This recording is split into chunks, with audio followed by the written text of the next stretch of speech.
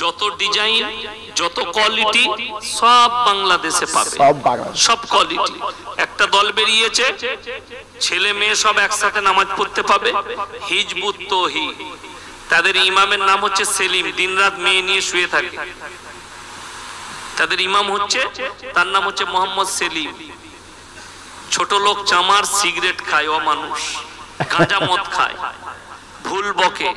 আচ্ছা, শুধু তাই নয়, সমস্ত পুরুষ তার পেছনে নামাজ পড়ছে, আর একটা এই বড় বিটি ছেলে নামাজ পড়াচ্ছে। এই যে সমগ্র পুরুষ নামাজ পড়ছে, একটা বেটি ছেলে তার নামাজ পড়াচ্ছে। আপনি দেখেন এই লোকটা ওয়াজ করে, আপনি যে একটু আগে বললেন মানুষ কি এদের পিছনে যাবে কেমনে, এদের উপরে তো আল্লাহর গজব পড়বে। সেই যে বলল যে বেটি নামাজ পড়াচ্ছে, আমাদের সব পুরুষ নাকি বেটির পিছনে নামাজ পড়ছে, এই যে কথাটা।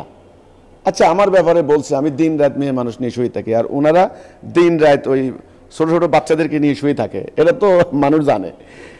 এখন এই যে কথাটা, আমার প্রসঙ্গটা আমি জবাব নাই দিলাম, কিন্তু এটার আসেন আমরা প্রমাণ দিলাম শতবার যে এই যে দ্য গার্ডিয়ান পত্রিকায় এই ঘটনাটা এসেছে, এই যে কেরালা রাজ্যের একটা ঘটনা, যে মহিলা ইমামতি করছেন, এটা ভারতের, সে যে ওয়াজ করতেছে ভারতে বসে বসে, কাহিনীটা ভারতের, এটা বাংলাদেশের নয়।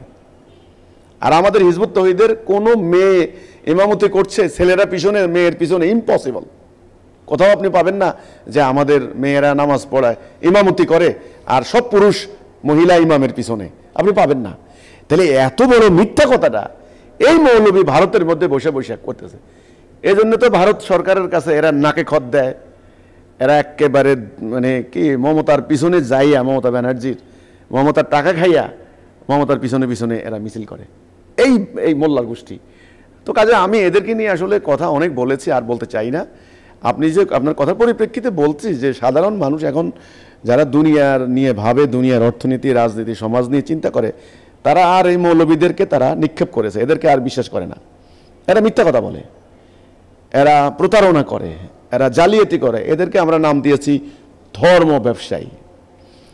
তো যারা ধর্ম ব্যবসা করে খায়, তারা আল্লাহ বলছেন তারা আগুন খায়, ঠিক আছে, তারা একটা আগুনখোর, তাদের সাথে আল্লাহ কথা বলবেন না, কিয়ামতের দিন তাদের সাথে আল্লাহ কথা বলবেন না। যাই হোক, তারা হেদায়েতের পরিবর্তে গোমরাহি ক্রয় করেছে।